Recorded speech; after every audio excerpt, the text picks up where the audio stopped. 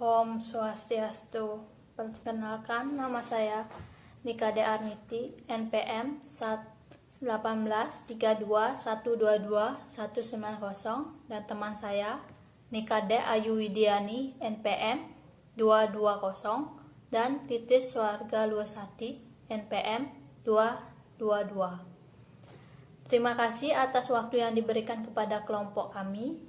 Kami kelompok 4 ingin mempresentasikan proposal penelitian yang berjudul Pengaruh Kepemimpinan dan Disiplin Kerja terhadap Kinerja Karyawan pada PT Adiputra Denpasar.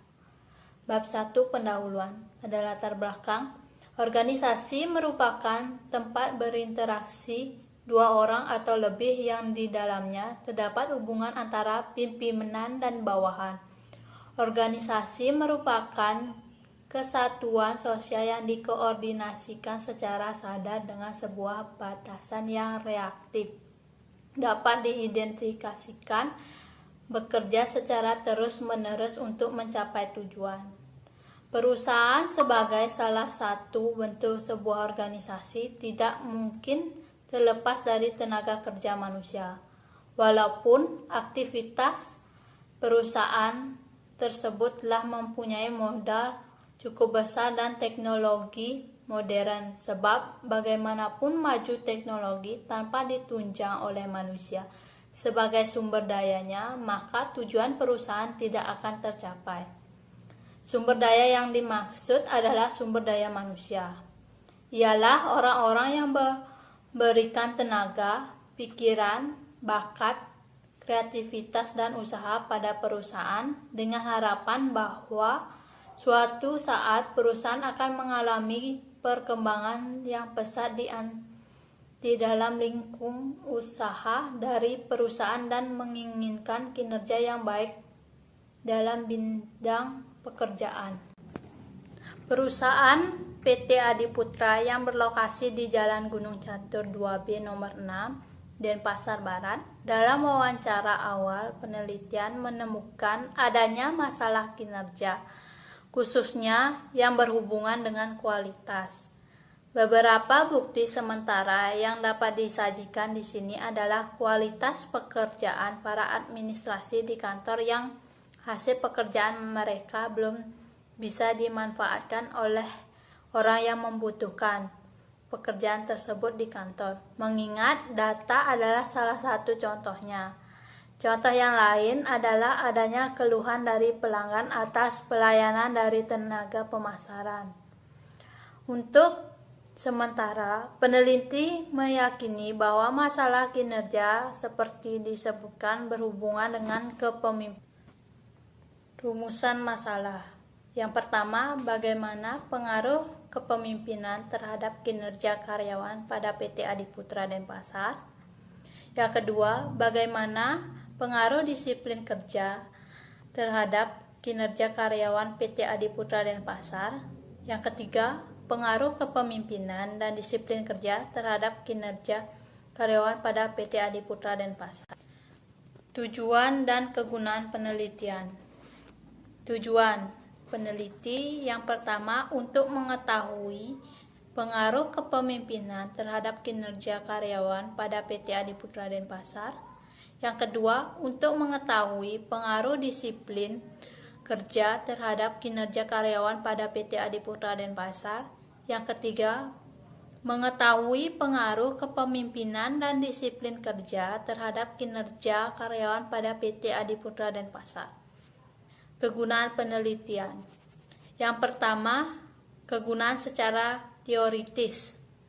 Hasil penelitian ini dapat menjadi bahan referensi dan sumbangan atau kepustakaan bagi mahasiswa yang akan melakukan penelitian lanjut mengenai masalah yang terkait.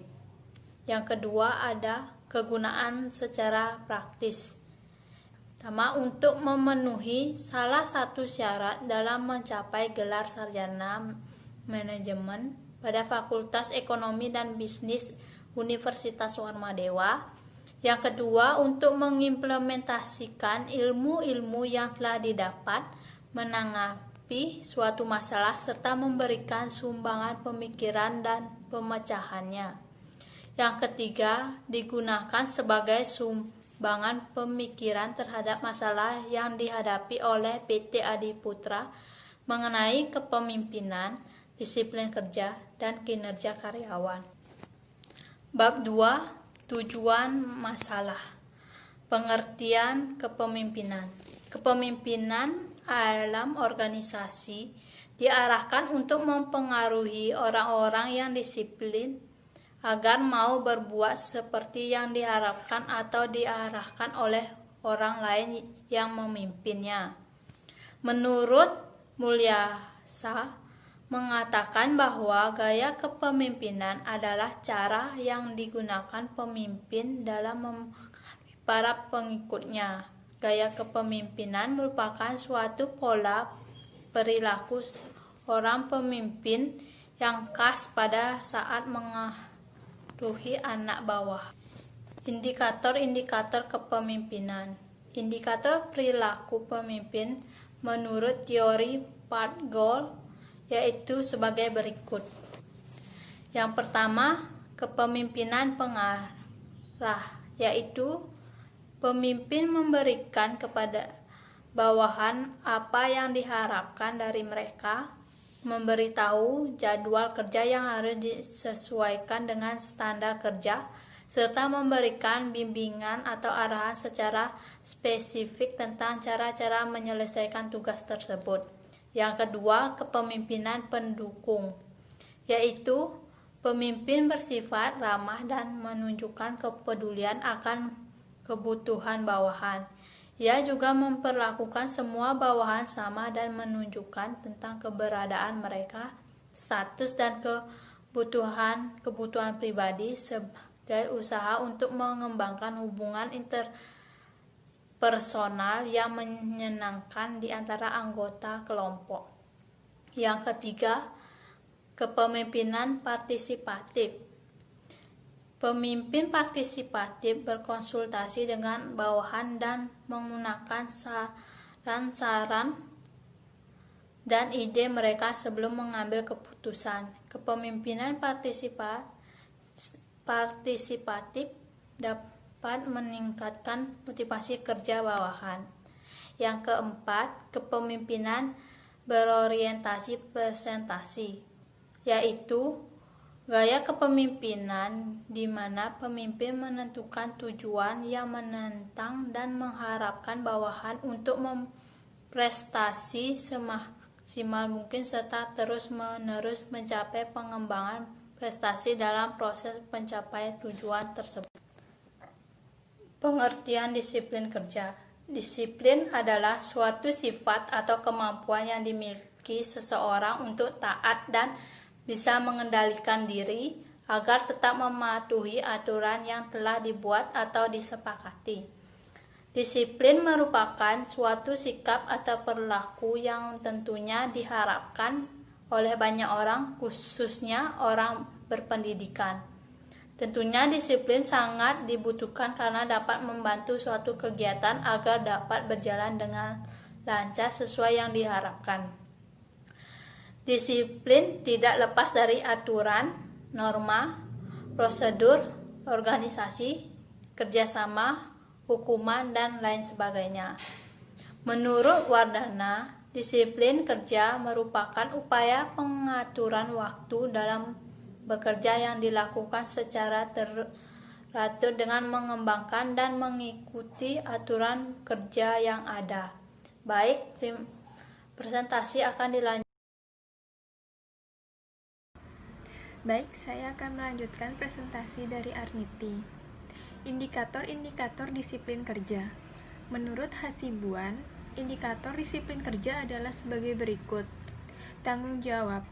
Tanggung jawab seorang pimpinan dalam memberikan pekerjaan untuk karyawan dan tanggung jawab terhadap perusahaan sangatlah penting dalam menjaga rasa tanggung jawab yang ada pada diri seorang pemimpin dan dapat ditiru semua bawahan atas pekerjaannya. B. Kejujuran.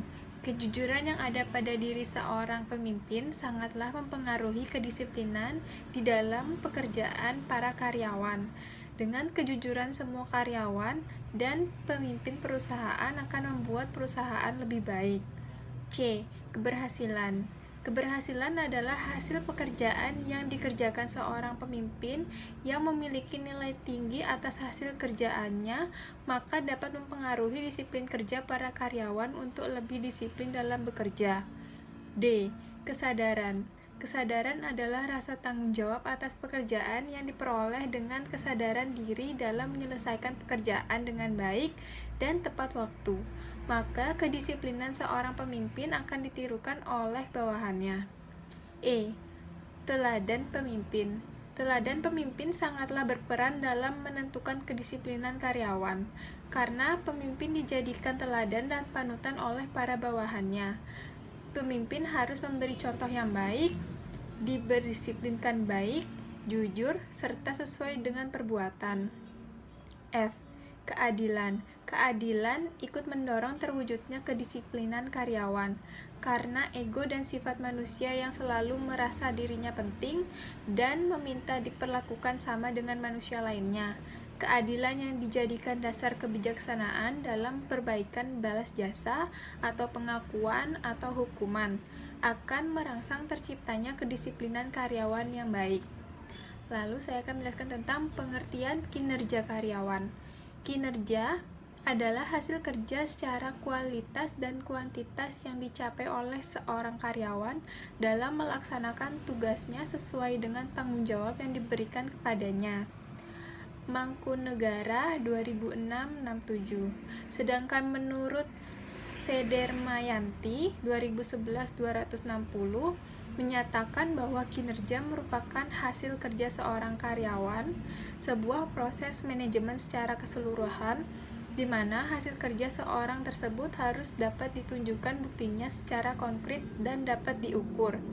Dari beberapa pengertian kinerja dari para ahli, maka dapat disimpulkan bahwa beberapa pengertian kinerja adalah hasil kerja seorang baik secara kualitas dan kuantitas selama periode tertentu dengan pedoman pada norma, standar, dan kriteria yang berlaku pada suatu perusahaan, yang dimana kualitas berarti kesopanan, etika, kebersihan, dan ketelitian dari segi hasil pekerjaan.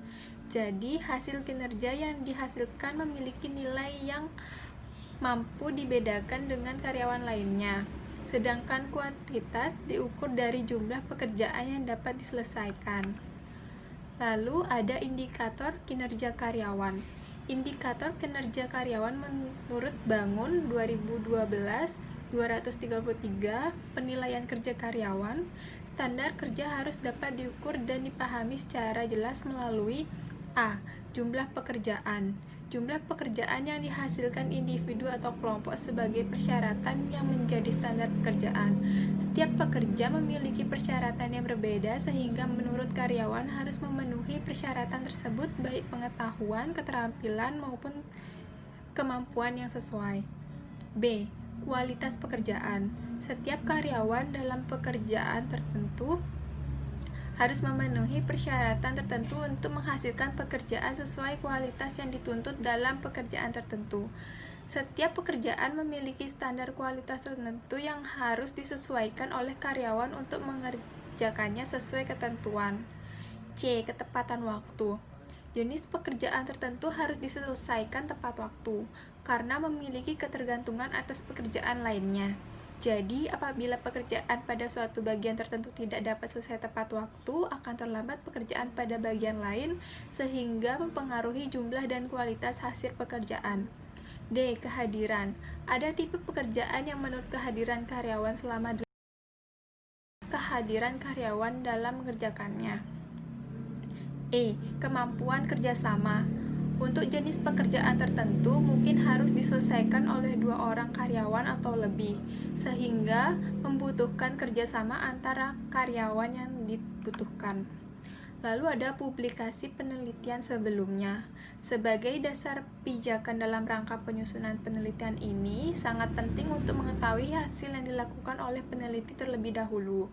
Penelitian yang terlebih dahulu yang kaitannya dengan kinerja dalam melakukan sebuah penelitian dan sebagai pembanding peneliti atas penelitian ini dilampirkan.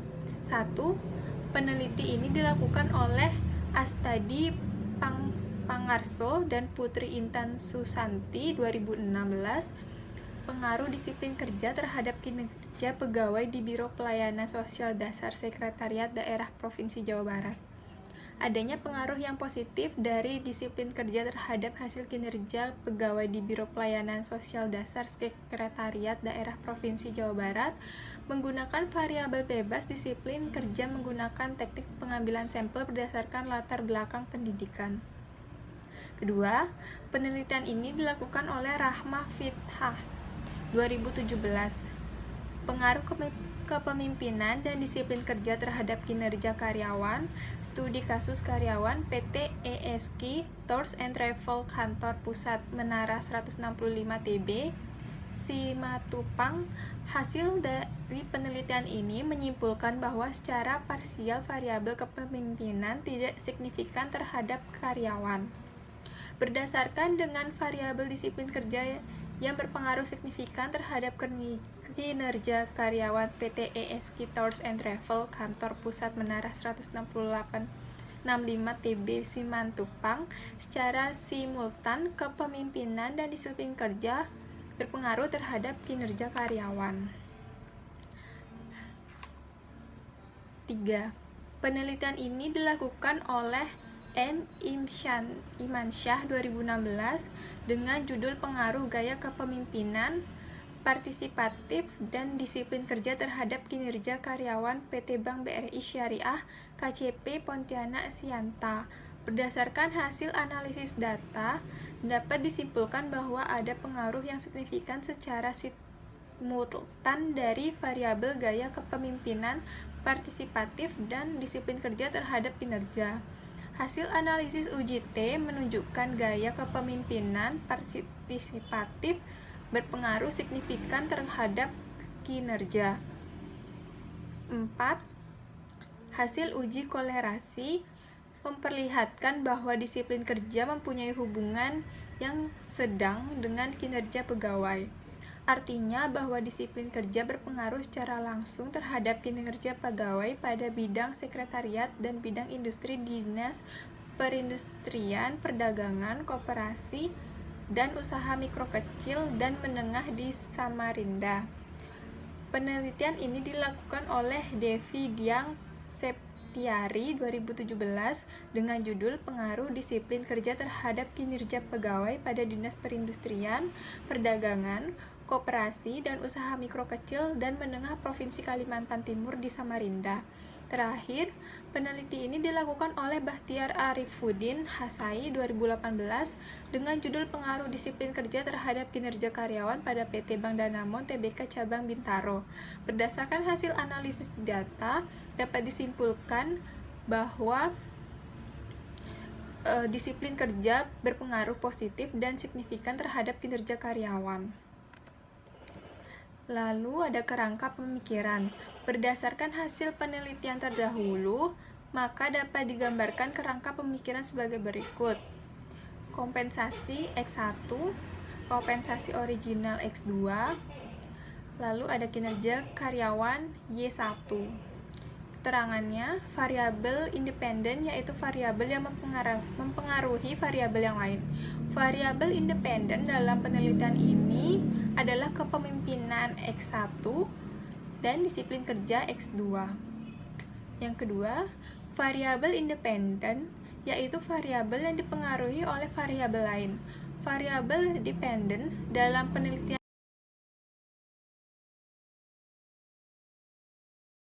karyawan Y. Hipotesis H1. Adanya pengaruh yang positif dan signifikan antara kepemimpinan terhadap kinerja karyawan PT Adi Putra Denpasar. H2. adanya pengaruh yang positif dan signifikan antara disiplin kerja terhadap kinerja karyawan PT Adiputra Denpasar. H3. Adanya pengaruh yang positif dan signifikan antara kepemimpinan dan disiplin kerja terhadap kinerja karyawan PT Adiputra Denpasar. Lalu ada bab 3 tentang metode penelitian. Tempat dan objek penelitian. 1. Tempat penelitian. Penelitian dilakukan di kantor PT Adiputra yang lokasinya di Jalan Gunung Catur, 2B nomor 6 Denpasar Barat, Bali. Objek penelitian.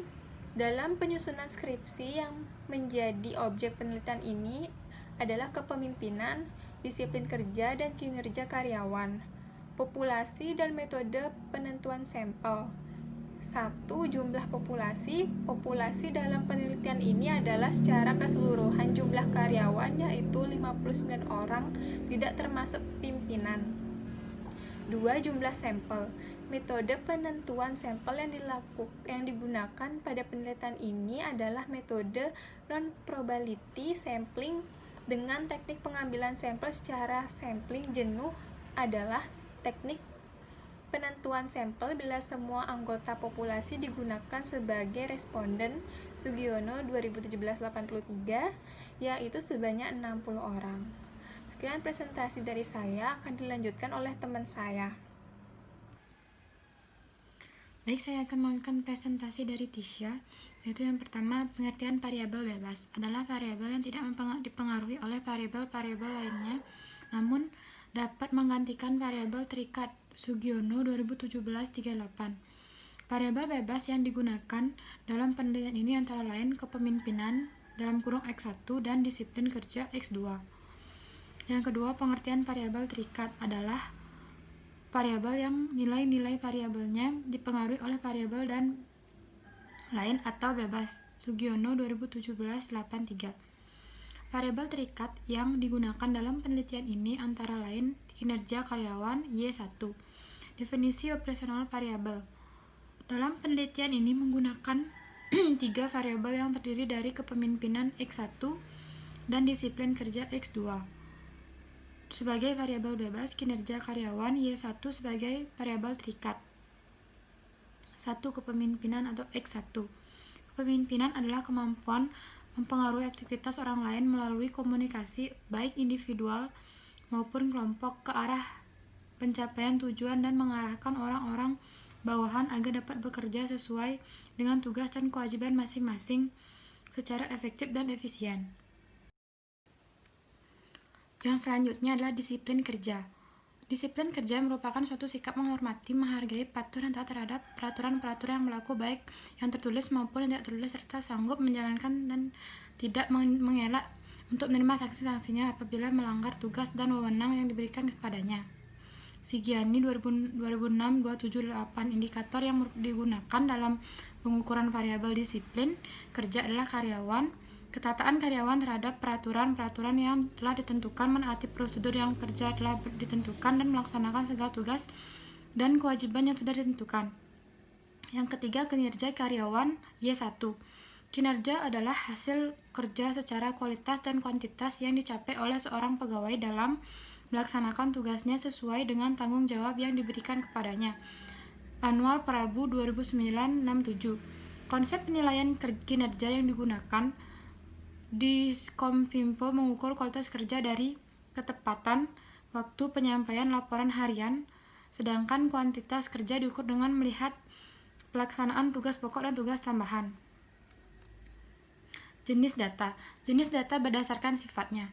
A. Data kuantitatif adalah data yang disajikan dalam bentuk kata verbal, bukan bentuk angka. Sugiono 2017-73. Yang termasuk dalam kualitatif dalam penelitian ini, yaitu gambaran umum tempat penelitian, meliputi sejarah singkatnya berdirinya perusahaan, visi dan misi, struktur organisasi. B. Data kuantitatif adalah jenis data yang dapat diukur atau dihitung secara langsung dalam bentuk angka. Sugiono 2017-73. Dalam penelitian ini, data kuantitatif yang diperlukan adalah jumlah karyawan, jumlah kompensasi, jenis kelamin, lama bekerja, dan tingkat pendidikan. Jenis data berdasarkan sumbernya. A. Data printer Sumber data printer diperoleh melalui hasil penyebaran kuesioner dan wawancara pada karyawan PT Adiputra dan Pasar. B. Data sekunder. Sumber data sekunder dari penelitian ini adalah berupa arsip dan informasi dari karyawan terkait mengukur variabel kepemimpinan, disiplin kerja, dan kinerja karyawan. Metode pengumpulan data. A. 1. Wawancara. Dalam penelitian ini, wawancara dilakukan melalui sesi tanya-jawab secara langsung secara responden untuk mengetahui fakta yang terjadi di lapangan. Sugiono, 2017-194. Wawancara dilakukan kepada karyawan di kantor PT Adiputra berupa pertanyaan yang tidak terstruktur. 2. Observasi atau pengamatan. Cara untuk memperoleh data dengan mengamati langsung mengenai data yang diselidiki mengenai kepemimpinan, disiplin kerja, dan kinerja karyawan. 3. Kuesioner. Cara ini digunakan untuk memperoleh data primer dengan cara mengumpulkan data tiap responden dengan membagikan daftar-daftar pertanyaan yang berkaitan dengan variabel atau masalah yang akan diteliti. Skala yang digunakan untuk mengukur skala Likert dengan variasi skor sebagai berikut. Yang pertama, jawaban SB atau sangat baik diberikan skor 5. Kedua, jawaban baik atau B diberikan skor 4. Jawaban kurang baik atau KB diberikan skor 3. Jawaban tidak baik atau TB diberikan skor 2. Jawaban sangat tidak baik atau STB diberikan skor 1. Sebelum kuesioner dapat digunakan, perlu diuji terlebih dahulu dengan menggunakan uji instrumentasi penelitian yang meliputi uji validasi dan uji rehabilitasi yang diuraikan sebagai berikut. A. Uji validitas. Penguji validitas digunakan untuk mengukur alat ukur yang digunakan untuk mendapatkan data. Sugiono, 2017-121. Kinerja pengukuran menurut Ghazali 2012-128 adalah sebagai berikut. Jika R hasil positif dan hasil R hasil kurang dari 30, maka item pertanyaan valid. Jika R hasil positif dan R hasil lebih dari 0,30, maka item pertanyaan tidak valid. B. Uji reliabilitas. Uji reliabilitas digunakan untuk mengetahui seberapa jauh hasil pengukuran tetap konsisten apabila dilakukan pengukuran 2 kali atau lebih terhadap gejala yang sama dengan menggunakan alat pengukur sama. Sugiono, 2017-121. Pengukuran ini digunakan untuk mengetahui sejauh mana hasil dapat dipercaya atau dapat diandalkan. Perhitungan reliabilitas menggunakan teknik analisa alpha Corbat dengan alpha nilai variabel jika lebih besar daripada 0,60. Ghazali, 2012-129. Teknik analisis data. Data yang digunakan dalam penelitian ini adalah model regresi linear berganda. Model regresi linear berganda dalam penelitian ini digunakan untuk mengetahui pengaruh kompensasi dan komitmen organisasional terhadap kinerja karyawan. Model regresi berganda yang dimaksud dirumuskan sebagai berikut. Y sama dengan alpha ditambah beta 1, X1 ditambah beta 2, X2 ditambah E. Di mana Y sama dengan kinerja karyawan, alpha sama dengan konstanta, beta 1 sama dengan koefisien variabel X1, beta 2 sama dengan koefisien variabel X2, X1 sama dengan kepemimpinan, X2 sama dengan disiplin kerja, E error of trend variabel yang tidak terungkap. Pengaruh variabel bebas terhadap variabel terkait diuji dengan tingkat kepercayaan 95% atau A sama dengan 5%. Uji asumsi klasik. 1. Uji normalitas. Ghazali 2016-154 mengungkapkan bahwa uji normalitas bertujuan untuk menguji apakah dalam model regresi terdapat variabel mengandung atau residual memiliki distribusi normal. Diketahui bahwa uji T dan F mengasumsi bahwa nilai residual mengikuti distribusi normal. Uji normalisasi dalam penelitian ini dilakukan dengan menguji normalitas residual dan menggunakan uji statistika. Yang umumnya digunakan adalah uji Kolmogorov. Kriteria yang digunakan untuk mengetahui data yang dihasilkan berdistribusi normal atau tidak yaitu dengan cara apabila di perhitungan Kolmogorov-Simrov lebih besar dari probabilitas 0,05, maka data tersebut berdistribusional normal atau tidak dapat menyimpang. Apabila uji Kolmogorov-Simrov lebih kecil dari probabilitas 0,05, maka data digunakan tidak berdistribusi normal. 2. Uji heterogeneisasi. Uji heterogeneisasi bertujuan untuk menguji model regresi apakah terjadi ketidaksamaan varian dari residual atau pengamatan yang lain. Ghazali 2016-134. Apabila varian dari residual atau pengamatan ke pengamatan lain tetap, maka disebut homoskedastisasi.